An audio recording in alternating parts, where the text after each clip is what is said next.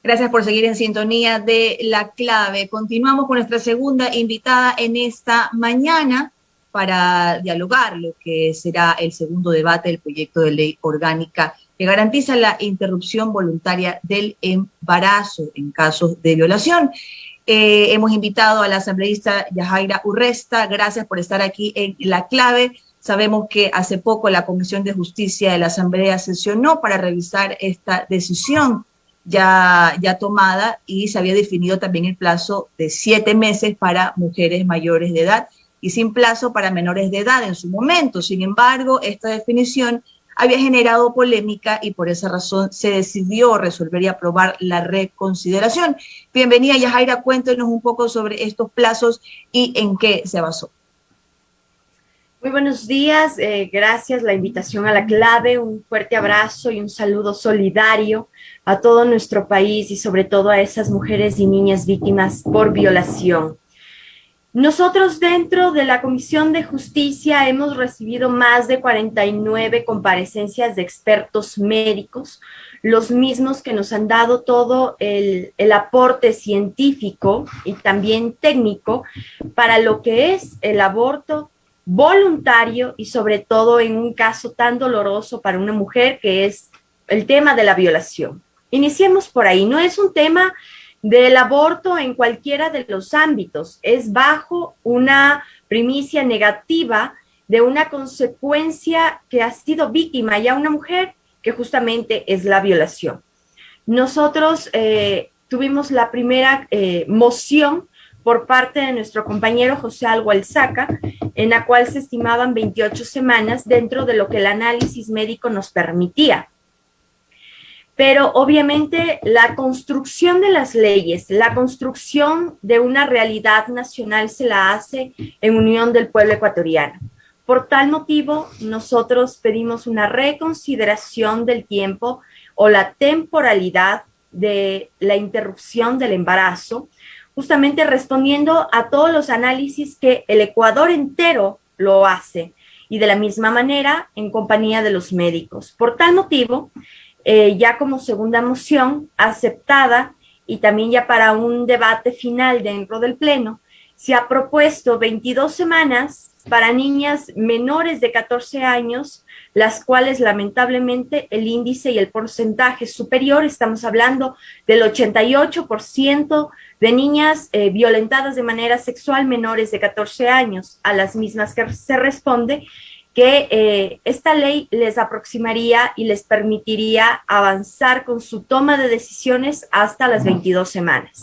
Mayores de 18 años en 20 semanas y obviamente el tema ya de mujeres con diversas discapacidades, que eso ya entra enteramente al decálogo médico que ya está previsto en la ley. Yajaira, el presidente Lazo hace pocos días había mencionado, anunció un posible veto a la ley si va más allá del fallo de la Corte, aún con estos nuevos plazos para la interrupción del embarazo en caso de violación. ¿Qué harán ustedes si este camino ocurre? La Corte Nacional de Justicia ya brinda el amparo dentro del primer manifiesto de sentencia de ley. Lamentablemente el señor Guillermo Lazo no ha tenido la oportunidad de leer el último informe, el cual será el debate principal en el Pleno de la Asamblea. Y también tenemos que recordar una situación, y el país entero tiene que saberlo. No se puede tomar la decisión de un veto sin saber el contenido de una ley, primero. Y segundo, que nosotros como políticos, como asambleístas y sobre todo el señor Guillermo Lazo como presidente, no legisla o no propone ningún cambio nacional bajo una convicción personal. Las convicciones personales se quedan en casa. Nosotros estamos como políticos y servidores de nuestro pueblo para servir y atender las necesidades de nuestro pueblo, sea cual sea nuestra visión, lo que es una emergencia sanitaria, lo que se ha convertido en el índice de mortalidad más alto en nuestro país y sobre todo la impunidad en donde la clandestinidad se ha amparado para lamentablemente quitar valiosas vidas de nuestros niños y nuestras niñas, pues tenemos que dar una respuesta. Lamentablemente el señor Guillermo Lasso aún no ha leído y aún así se adelanta a vetarlo, pues las organizaciones sociales, los grupos de mujeres a nivel nacional y obviamente la Corte seguiremos buscando la manera en que la vida y la dignidad de la mujer tengan amparo por parte del Ecuador. Yajaira, la asambleísta Sofía Espín de su bancada y el asambleísta Ricardo Vanegas de Pachacuti durante esta sesión votaron en contra y también acordaron entregar un informe de minoría. En esta propuesta, básicamente lo que indican es que el procedimiento de interrupción voluntaria del embarazo, en caso de violación, será hasta las 6 semanas de gestación para mujeres mayores de 18 años y hasta 12 semanas para niñas y adolescentes. ¿Qué ocurre si el Pleno decide aprobar esta segunda opción? El Pleno de la Asamblea acoge a 137 asambleístas, los mismos que muchos de nosotros somos diversas provincias y hemos tenido un recorrido de trabajo territorial. Soy muy respetuosa a lo que la compañera Espín y a lo que el compañera Ricardo Vanegas han propuesto, pero tampoco podemos ser realmente personas que no vemos más allá de lo que lamentablemente nuestro país está padeciendo. Tenemos el nivel de mortalidad, el nivel de asesinatos a nuestras mujeres, el nivel de lamentablemente incesto en zonas muy apartadas de nuestro país. Tomemos el ejemplo de Taisha, tomemos el ejemplo de Tiputini, el ejemplo de Limones en Esmeraldas, poblaciones muy alejadas a las urbes, donde lamentablemente no hay médicos que amparen los procesos de salud de las familias, mucho menos de la mujer. Imaginemos a una pequeña de 11, 12 años que no sabe qué es lo que está ocurriendo en su cuerpo, ya que viene detrás de un mecanismo sistemático de violación por parte de un pariente cercano, lamentablemente menstrua, se queda embarazada, no sabe lo que pasa en su cuerpo y hasta que ella sepa lo que está ocurriendo, hasta que ella tome la decisión de huir de casa, porque obviamente va a huir. ¿Quién está afectándole? Es un pariente cercano a ella. Hasta el momento de salir de su población, buscar ayuda, no creo que le abarque hasta las 6 semanas, teniendo en cuenta que son niñas menores de edad, una vez más repito, y sobre todo que son de zonas apartadas en donde la parasitosis es también un problema en el cual ellas tienen movimientos involuntarios de sus estómagos. ¿Cómo identificar una niña de 11, 12 años? ¿Qué es el movimiento de un feto y cuál es el movimiento de la parasitosis que ella ya padece? Justamente teniendo en cuenta todo ello, el informe de mayoría lo acoge y por eso es que avanza hasta estas semanas. Pero si el informe de minoría no lo quiere recoger, ya es un problema enteramente de quienes lo proponen. Yajaira, mencionabas justamente esto de que una niña en una zona rural determinada no podría identificar producto de una violación, lamentablemente, si es que se encuentra embarazada o no. Sin embargo, más allá de las propuestas de esta ley, hay un trabajo que debería ir correlacionado también con la información que se deba brindar en temas de salud, en temas de educación sexual, que va apartado, obviamente, de un abuso sexual. Eso es totalmente diferente, pero también de cómo también las niñas pueden reconocer y también pueden protegerse ante estos casos. ¿Cuáles son los manejos que también se están llevando dentro de esta ley para la prevención? Es una pregunta muy importante, ya que el pueblo ecuatoriano tiene que saber que desde el artículo 50 de la ley del informe de mayoría, nosotros acogemos un proceso de capacitación escolar, capacitación familiar y también de la prevención, obviamente para que estos sucesos no sean una realidad lamentablemente de nuestro país. Pero también hay que tener en cuenta una situación. ¿Cuán prevista o cuán capacitada va a estar una mujer si el aberrante es el abusador? Pues aquí voy a abrir yo también otra arista de respuesta, a pesar de que no se me la ha realizado.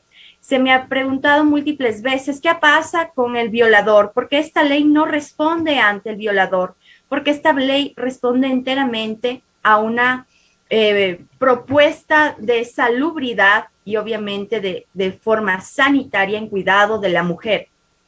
Lo que responde ante el violador obviamente está dentro del Código Integral Penal, en donde incluso nosotros ya hemos propuesto a la Mesa de Justicia una reforma a todo lo que sea amparado para el cuidado de las niñas y de la misma manera todo el peso de la ley para quien es el abusador.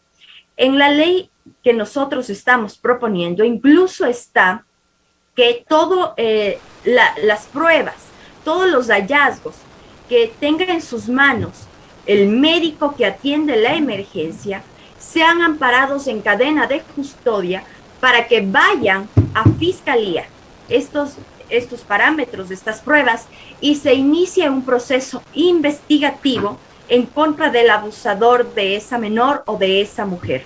No topamos mucho el tema de mujeres porque lamentablemente hay un índice al cual nosotros respondemos también. El Ministerio de Salud Pública y la Fiscalía nos ha entregado los porcentajes de niñas violentadas de manera sexual que lamentablemente el resultado es un embarazo. Cuando hablamos de mujeres de 18 años que también ampara la ley, pero lamentablemente el Ministerio de Salud Pública y la Fiscalía no tienen un porcentaje de mujeres mayores de 18 años. ¿Por qué? Porque víctimas de violaciones mayores a 18 años no tienen como una respuesta el embarazo, tienen como respuesta lamentablemente el femicidio. Por tal motivo, ataño tu pregunta, ya que en el Código Integral Penal nosotros haremos unas reformas relacionadas a la ley a la cual nosotros ya vamos a emitir un pronunciamiento dentro del Pleno. Otro de los puntos que también se ha dado dentro de este informe es sobre la confidencialidad al momento de acceder a un aborto por violación, Yajaira, y en estos procesos siempre se ha visto a la víctima involucrada en diferentes procesos que le hacen revivir ese acontecimiento fatal y terrible. ¿Cómo y de qué manera dentro de este informe se ha aplicado la confidencialidad para quienes pasan por este lamentable suceso? Querida Andreina, pues lamentablemente las víctimas de violencia sexual están siendo amedrentadas, son amenazadas. Por tal motivo, por eso es que yo tomaba al inicio de la intervención el tema de huir de casa, huir de su entorno, porque lamentablemente están siendo amenazadas, están siendo amedrentadas e incluso hasta golpeadas y mutiladas muchas de ellas. Por tal motivo, nosotros dentro del proceso de la construcción de esta ley se ha propuesto la confidencialidad para que la víctima tenga el amparo de, primero, denunciar, segundo, de solicitar ayuda médica porque no sabe qué es lo que está ocurriendo y si lo sabe, obviamente tiene la libertad de tomar una decisión sobre lo que lamentablemente ella no buscó. La violación una mujer no busca. Es lo más aberrante y lo más denigrante que puede pasarle a una mujer y sobre todo a una niña que está en proyecto de construcción de su vida. Por tal motivo, la confidencialidad está en todo el proceso que el médico lo realice y obviamente el cuidado de la víctima para no revictimizarla. Aquí voy a hacer una comparación con el informe de minoría.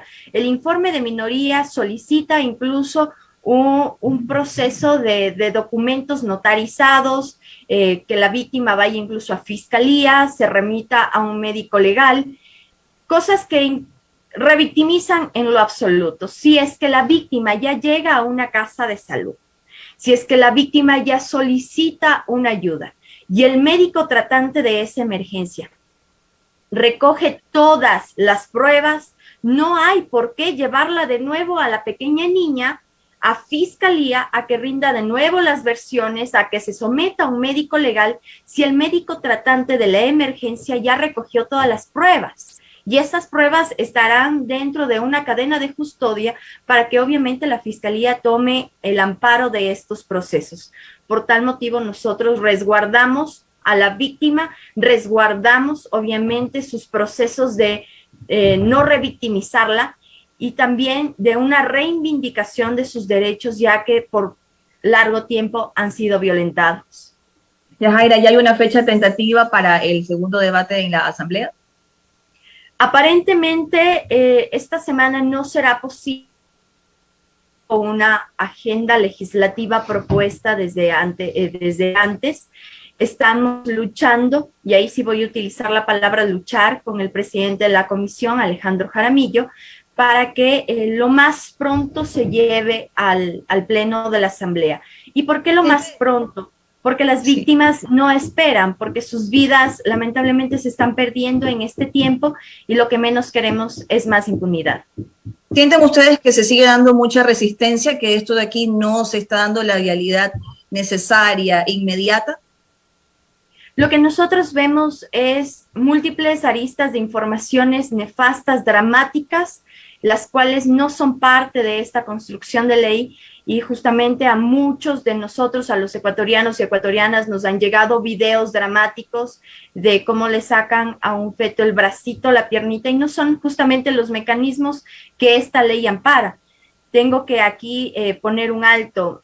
Esta ley es y propone incluso mecanismos de cesárea para las víctimas, para lo que es la reparación integral de su sistema circulatorio y su sistema reproductor, el mismo que ha sido afectado por las múltiples violaciones que ha sufrido. Así que nosotros no vemos una afectación o un limitante en cuanto a cuáles van a ser los puntos de vista. Lo que sí vemos un limitante es la múltiple información manipulada y sobre todo dramatizada de forma sarcástica en cuanto a un tema muy delicado y que respecta mucho sigilo, mucho respeto, porque hay niñas víctimas que también ven estos videos y que afectan más a su psicología. Ya estaremos atentos de cómo viene este segundo debate y volveremos a conversar para saber cuál será la finalidad del mismo. Así que muchísimas gracias por haber estado esta mañana aquí en La Clave. A ustedes, muy amables, y gracias por ser un medio responsable en donde toman la respuesta de primera mano y de quienes somos comisionados para no tergiversar la información. Un fuerte abrazo y un maravilloso día para ustedes y para todo mi país.